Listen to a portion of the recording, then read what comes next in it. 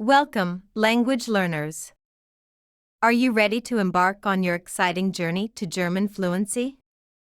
Today, we'll lay the foundation for your pronunciation skills.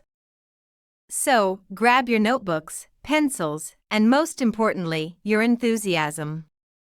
Get ready to master the sounds of German consonants, one letter at a time. Los geht. The letters in German are pretty the same as in English, just the pronunciation. So, listen carefully and repeat after me. A, B, C, D, E, F, G, H, I, J, K, L, M, N, O, P, Q, R, S, T, U, V, W, X, Y, Z. Well done.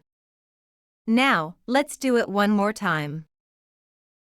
A, B, C, D, E, F, G, H, I, J, K, L, M, N, O, P, Q, R, S, T, U, V, W, X, Y, Z.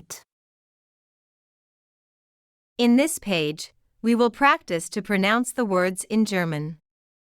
Repeat after me.